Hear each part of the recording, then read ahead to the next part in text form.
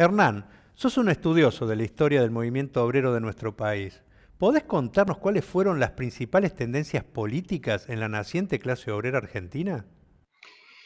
Bueno, en la historia de la clase, de la formación de la clase trabajadora en la Argentina y luego de la constitución del movimiento obrero, porque es importante diferenciar esos dos niveles, uno puede reconocer cuatro grandes tradiciones, identidades y culturas políticas. Precisamente eso es lo interesante cuando uno hace la historia de la clase trabajadora en el movimiento obrero en la Argentina, que es su riqueza, su densidad, su complejidad y su diversidad, que lo ubica sin lugar a dudas, como el movimiento obrero que reunió en el conjunto de la historia latinoamericana una un mayor capital de experiencias, de enseñanzas que fueron muy útiles para los tiempos que siguieron, inclusive lo son hoy cuando uno las examina. En toda la primera etapa, y vamos a identificar la primera etapa como el ciclo que se abre desde el proceso de formación hacia la década de 1870, 1880, miren de cuán temprano estamos hablando, uno podía identificar dos grandes tendencias, dos grandes corrientes. Una era la de los militantes que se fueron agrupando en torno al programa marxista. El papel de algunos emigrados fue fundamental, inicialmente emigrados que provenían de lo que había sido la represión de la experiencia de la Comuna de París en 1871, y posteriormente en los años 80, una serie de emigrados alemanes que escapaban de las leyes antisocialistas de Bismarck.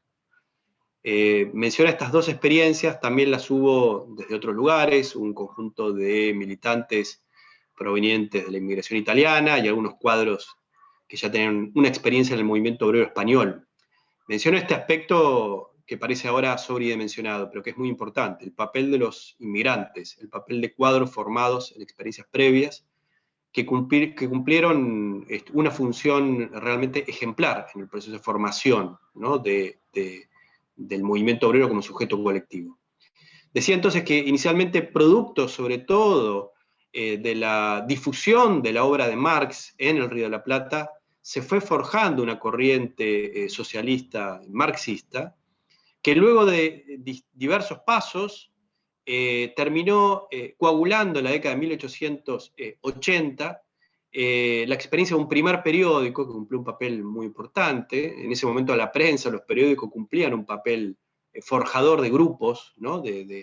Forjador de movimientos y de partidos. Ese primer gran periódico fue el diario El Obrero, que salió en 1890. Y muchos por eso creen que esa fecha, 1890, marca un momento germinal en la historia del movimiento obrero, que los años y décadas anteriores son de algún modo una especie de protodesarrollo o prehistoria del movimiento obrero, y que con la fundación del diario El Obrero en 1890 y también hacia fines de ese año, principios de 1891, de la primera federación o intento de forjar una federación de trabajadores, surge el movimiento obrero en la Argentina como un actor, no diría de peso todavía, pero sí que va marcando un perfil en el contexto social y político. Recordemos que estamos hablando del periodo de una Argentina con un desarrollo económico fuerte, el modelo agroexportador, con un régimen conservador, ¿no? Un régimen oligárquico conservador que, por cierto, no dejaba muchos resquicios para el desarrollo del movimiento obrero, es decir, tuvo que ser un proceso a contracorriente. Pero bueno, la fundación del periódico que menciono, de la primera federación, y también de la conmemoración por primera vez del 1 de mayo, ¿no? Como Día Internacional de los Trabajadores. Todo eso nos ubica en el año 90-91 como un año fundamental. Esa primera corriente, posteriormente va a ir dando pasos para la fundación de lo que se consideraba como algo imperioso y muy necesario, que era la fundación de un partido obrero. Esto generó cierta discusión, es muy interesante porque aparecen discusiones que luego se reeditan, ¿no? En la historia del movimiento obrero de las izquierdas. La gran discusión en ese momento era si había que fundar un partido que bregara por la independencia política de la clase obrera, o había que insistir en la creación de una federación de sindicatos. Es decir, había que priorizar la lucha sindical para galvanizar más a la clase y luego lanzarla en una forma partido. Ese debate sí partido o sindicato, partido o organización sindical, fue algo que signó mucho el campo del movimiento socialista en esos años. Bueno, finalmente el grupo que se impuso fue el que planteó la idea de fundar un partido. Hubo un proceso que duró entre 1892 y 1896. En el medio se dio otro paso importante, que fue en abril de 1894 fundar el periódico La Vanguardia. Y finalmente en 1896 la fundación de lo que va a ser el Partido Socialista Obrero Internacional, que luego toma el nombre de Partido Socialista Obrero Argentino y finalmente es conocido como Partido Socialista.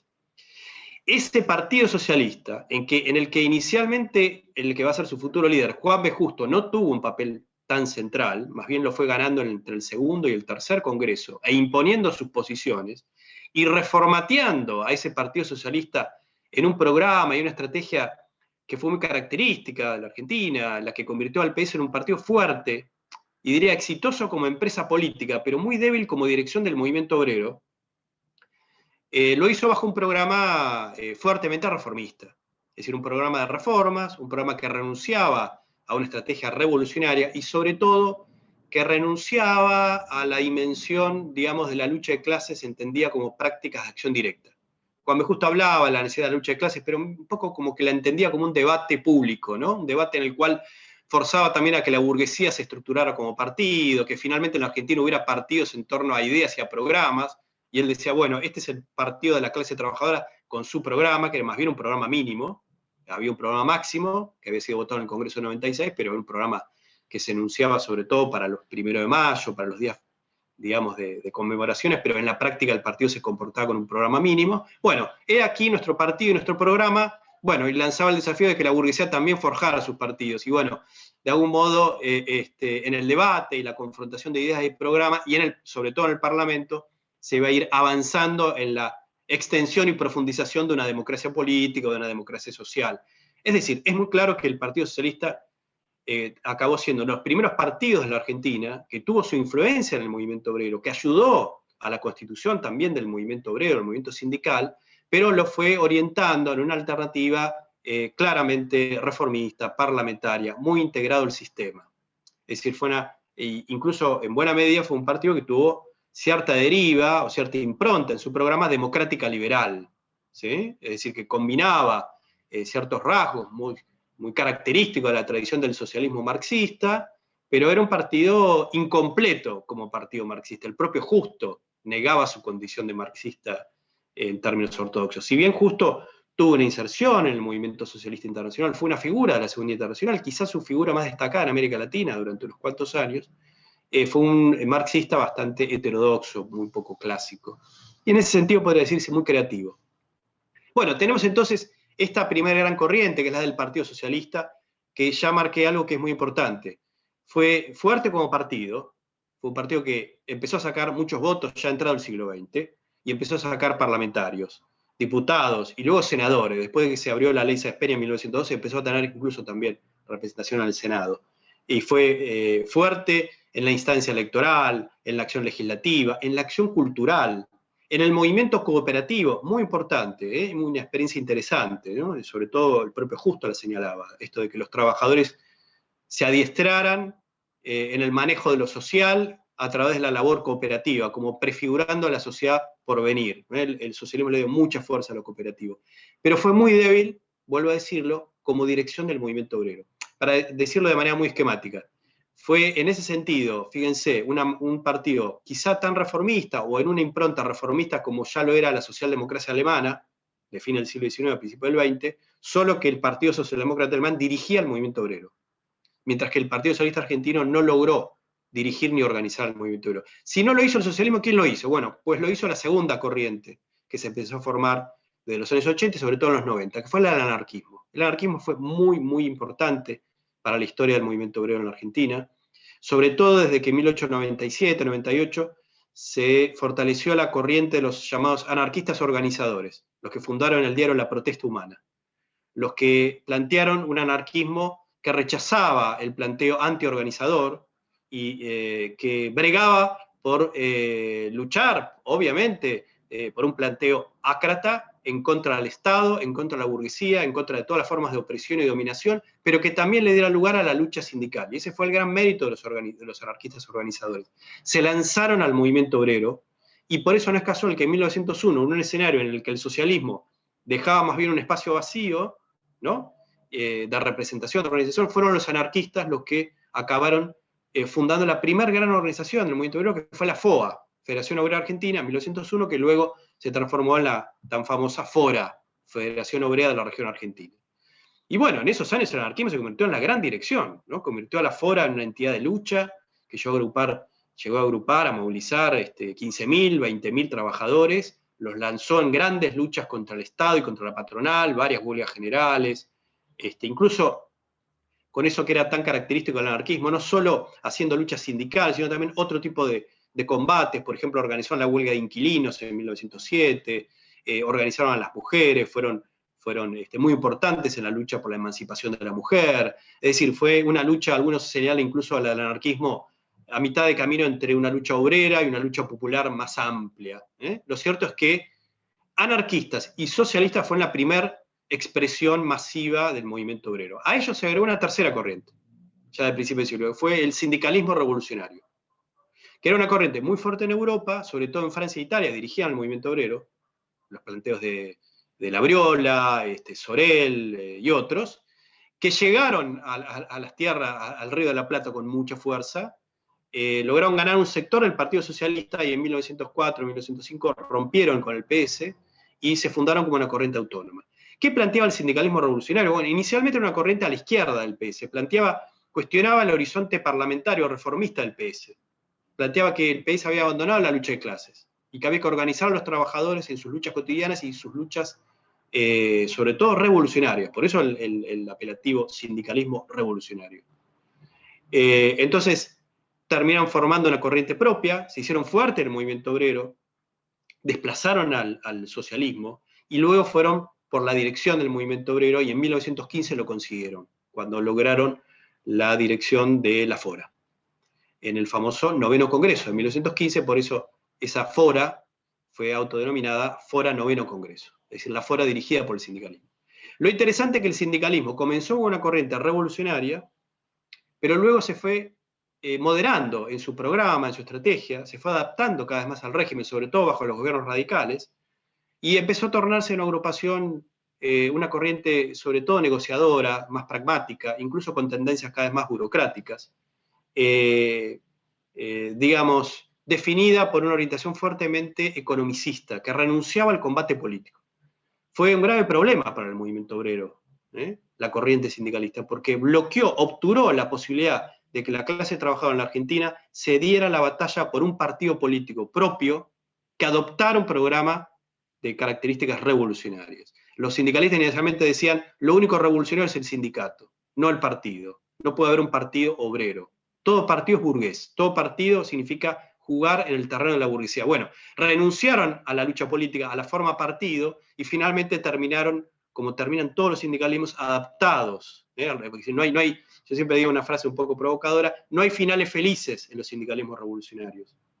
Bueno, Antonio Gramsci decía, sindicalismo revolucionario es una contradicción de términos, porque nunca un sindicalismo puede ser revolucionario, porque de lo que se trata la lucha sindical es de mejorar las condiciones de la venta de la fuerza de trabajo. Para que sea revolucionaria tiene que tomar un programa político.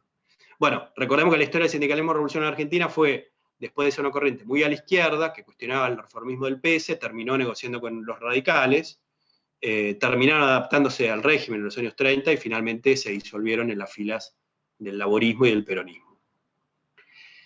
Hubo una cuarta corriente, que fue el Partido Comunista, que también fue muy temprano, fue el primer partido comunista de América Latina, junto con el mexicano, que surge formalmente con el nombre de Partido Comunista, Sección Argentina al Internacional, surge en 1920, a fines de 1920, cuando toma las 21 condiciones de Zinoviev, de la Internacional, y se funda como sección de la Comintern. Pero en realidad ya había surgido antes, en enero del 18, bajo el nombre de Partido Socialista Internacional. ¿Y qué había sido el Partido Socialista Internacional? Había sido una ruptura por izquierda, otra vez una ruptura por izquierda del PS, cuestionando cosas parecidas a la del sindicalismo revolucionario de una década atrás. El horizonte reformista del partido, que le daba la espalda a la lucha de clases, que negaba la lucha gremial, que se olvidaba la lucha por el programa, elementos del programa máximo, el internacionalismo, el antimilitarismo, etc.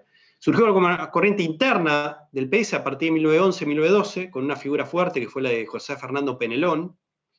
Dio la batalla dentro del partido, bregó porque el Partido Socialista tuviera una conducta internacionalista durante la Primera Guerra Mundial, estuvieron en contra de que los diputados del PS votaran o estuvieran dispuestos a votar la ruptura de relaciones con Alemania, violando lo que era la tradición y las posturas de la internacional. Y bueno, finalmente fueron echados y fundaron ese pequeño PSI que en el 20 toma el nombre Partido Comunista. El PC fue en las primeras horas un partido más bien débil en el movimiento obrero. Tuvo cuadros obreros, pero no era una corriente definitoria. Mi planteo es que el Partido Comunista se empezó a hacer fuerte en el movimiento obrero a partir de la segunda mitad de los años 20, cuando adoptaron la estructura celular.